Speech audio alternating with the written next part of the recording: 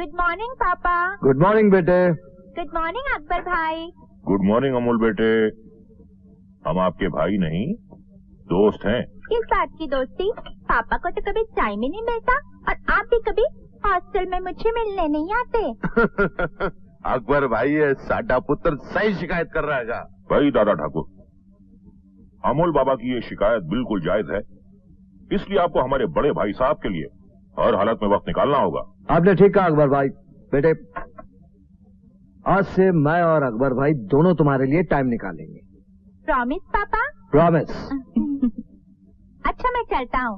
Bye mummy. Bye papa. Bye. Bye Akbar भाई। Bye बेटे bye.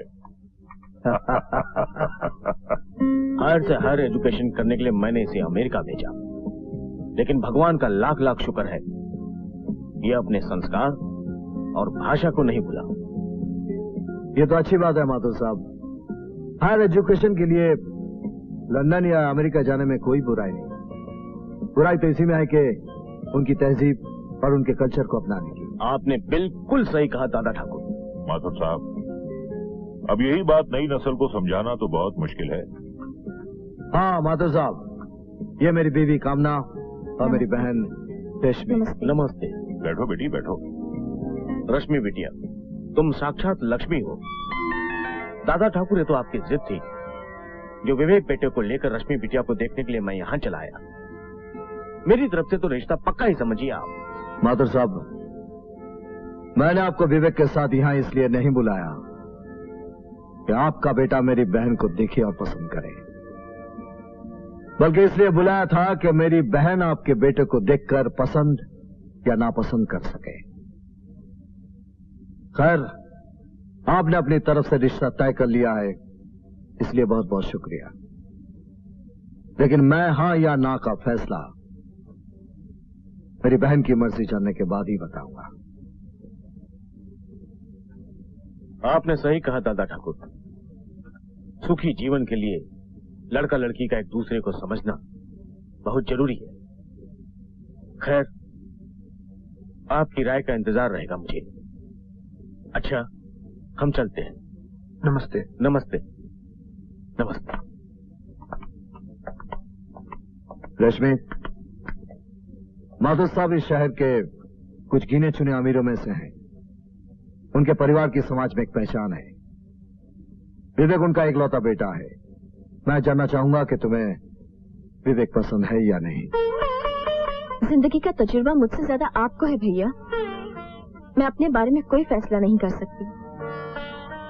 हम तो हर हाल में तेरी खुशी चाहते रश्मि, इसलिए तो तेरे भैया को ये जानना है कि तुम्हें विवेक पसंद है या नहीं। जहाँ तक मेरी पसंद का सवाल है भाभी, भैया की पसंद ही मेरी पसंद होगी।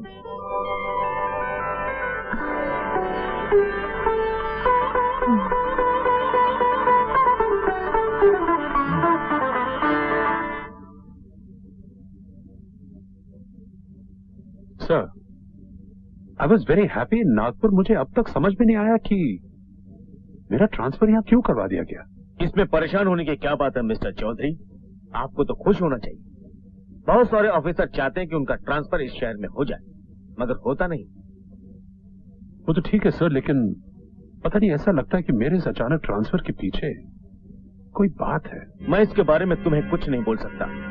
आप जानते हैं, हम पुलिस वाले मिनिस्टरों के हाथों की कठपुतलियां हैं। जैसा चाहते हैं हमें नचाते हैं।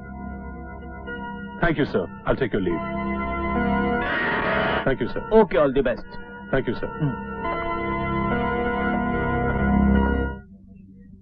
लीजिए भाई साहब, चाय पीजिए। अरे भाभी, इसकी क्या जरूरत है? मैं इस घर का मेहमान थोड़ी हूँ।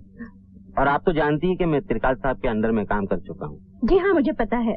मुझे इस बात की बड़ी खुशी हुई कि त्रिकाल साहब भी ट्रांसफर होके मुंबई आ गए। हाँ। दरअसल इस शहर को त्रिकाल साहब जैसे एक ईमानदार ऑफिसर की सख्त जरूरत है। भाभी, आपको पता नहीं आपके पति कितने महान हैं। मेरे दिल में उनके लिए खास रिस्पेक्ट है। भाई साहब, आप चाय पीजिए, मैं अभी आती हूँ। जी, आप जाइए। एक अमले, तेरी खोपड़ी में भेजा है कि नहीं? अगर त्रिकाल चौधरी इतना ही ईमानदार आदमी है तो तू मुझे यहाँ क्यों लेकर आया? अबे साले, तू नहीं समझेगा। मैं जो बोलता है ना, उस पर कभी ध्यान नहीं देने का, क्योंकि मेरे दिल में कुछ, दिमाग में कुछ और जुबान में कुछ और होता है। ये तो मैं त्रिकाल साहब की बीवी को मस्का मार रहा था। दरअसल त्रिकाल साहब एक नंबर का हरामी आदमी। गुड मॉर्निंग कामले। सर कैसे हो? ठीक हूँ सर। सर यशवंत अन्ना और विकास अन्ना का नाम तो सुना होगा आपने। ये उनका छोटा भाई। नमस्ते सर। नमस्ते सर, आपके ट्रांसफर होकर मुंबई आने की खुशी में यशवंत अन्ना और विकास अन्ना आपसे मिलना चाहते हैं sir. Yes, why not. Thank you sir. Thank you.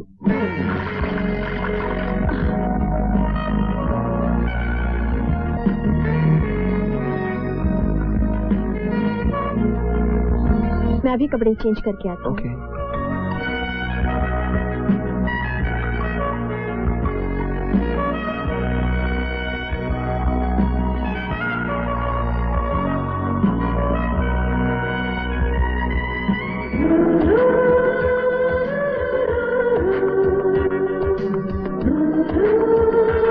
हाय रश्मि।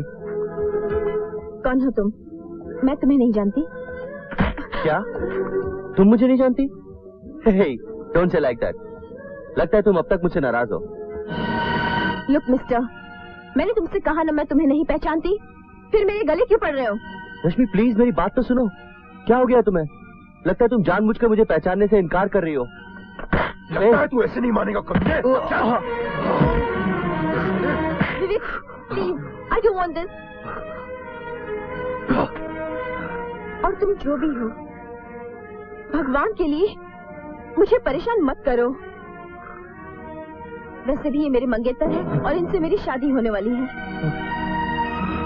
चलो विवेक।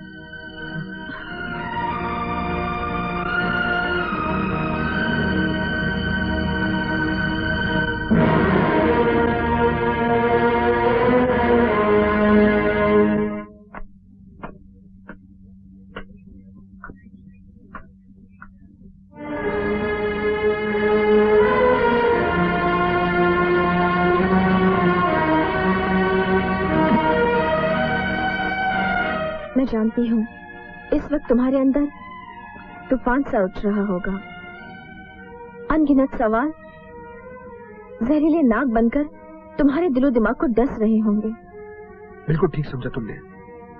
देखो रश्मि, हम दोनों एक दूसरे के जीवन साथी बनने वाले हैं, इसलिए मेरा ये जानना बहुत जरूरी है कि उस लड़के के साथ तुम्हारा क्या रिश्ता है। तुम्हारा ये कहना एकदम जायज है। मैं खुद भी तुम्हें अपने बीते हुए कल के बारे में सब कुछ बता देना चाहती हूँ। मेरे भैया, जिन्हें लोग दादा ठाकुर के नाम से जानते हैं, दरअसल वो पहले एक कांस्टेबल थे। भाभी, भाभी, हेलो भाभी जी। आ रही हूँ। इतना चिल्ला क्यों रहे हो तुम? ये देखो, आपने जो जो सामान कहा था सब लेके आया हूँ। ये लिस्ट है, चेक कर लो। चेक कर लो? मैं अच्छी तरह से जानती हूँ तुम जो भी लाए हो बिल्कुल सही लाए हो। वो तो है भाभी जी। गुड मॉर्निंग देवराज भैया। अरे गुड मॉर्निंग सर। अरे ये क्या देवराज भैया, आप में आत्मसम्मान नाम की कोई चीज है या नहीं? क्या मतलब? मतलब ये है कि आप एक सरकारी नौकर हैं और आपको हमारे घर का कामकाज करना शोभा नहीं देता। सुन लो भाभी, इनके घर का मतलब ये घर हमारा है ही नहीं। कौन कहता है कि ये घर तेरा नहीं है? अरे बाबा, मैं तो तुझे अपने परिवार का एक सदस्य समझती हूँ। सुन लिया मिस्टर इंदर, भाभी की इस बात का कोई जवाब है आपके पास? अरे ये हवलदार अगर अपने ही घर का कामकाज करे तो इसमें बुराई क्या है? समझ गया ना? आप लोगों से कोई जीत तो सकता नहीं। अच्छा भाभी, मैं चलता हूँ। हेलो, आप कौन सा बोल रहे हैं? एमएलए साहब, आप एक मिनट होल्ड कीजिए, मैं साहब को बुलाता हूँ। एक मिनट। किसका फोन है देवराज? साहब, एमएलए साहब का फोन है। हेलो, नमस्ते एमएलए साहब। नमस्कार। रोशनलाल बिल्डर के मर्डर केस में जो आदमी गिरफ्तार हुआ है वो आपका आदमी है? अरे नो प्रॉब्लम सर, वो छूट जाएगा। अरे नहीं सर, इसमें धन्यवाद की क्या बात है। It's a matter of give and take. आपने मेरा प्रमोशन करवा के मुझे एसपी बनाया, तो क्या मैं आपके लिए छोटा सा काम नहीं कर सकता हूँ? सर आप बेफिक्र रहिए, आपके आदमी को कुछ नहीं होगा। Okay sir, thank you sir, thank you. Devraj, yes, man साहब को डॉक्टर के पास जाना है, तुम उनके साथ जाओ। और चेकअप करवाने के बाद उन्हें घर पहुंचा के तुम पुलिस स्टेशन आ जाना, ओके? Yes sir. अच्छा, तुमने पढ़ाई भी कंप्लीट कर दी है, तो अब आगे क्या करने का इरादा है पिताजी तुम्हारा? चाहते हैं कि मैं आईपीएस करूं, लेकिन मुझे आईपीएस बनने का कोई शौक नहीं है। तो फिर क्या करोगे? मैं एमबीए करके खुद का बिजनेस स्टार्ट करना चाहता हूं। I want to become a big businessman too. Idea तो बहुत अच्छा है तुम्हारा।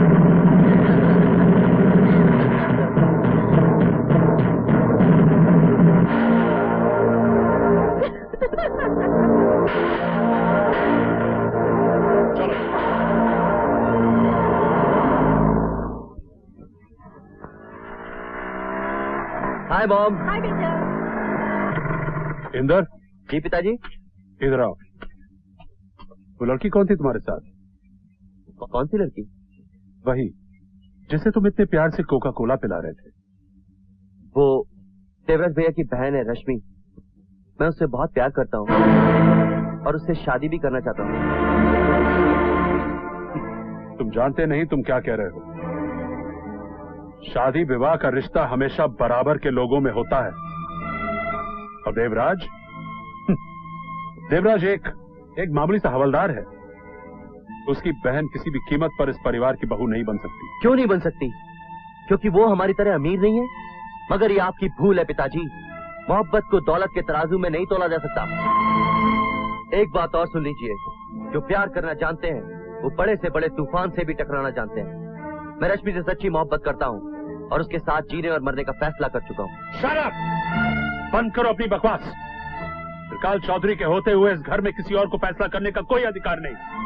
और एक बात तुम भी कान खोलकर सुन लो, मान सम्मान और घर की इज्जत के लिए त्रिकाल चौधरी कुछ भी कर सकता है। अगर तुमने अपनी जिद नहीं छोड़ी तो त्रिकाल तुम्हारी रश्मि के लिए काल बन जाएगा। शायद मैं तुम्हें कुछ नहीं कर सकता क्योंकि तुम मेरे बेटे हो, मेरा खून। मगर अपने खून को बर्बादी के रास्ते से बचाने के लिए देवराज की बहन का खून बहाने में मुझे कोई दुख नहीं होगा। मार डालूंगा मैं उसे। पिताजी, ये बात हमेशा याद रखना, क्योंकि मैं जो कहता हूं वो करता भी हूं।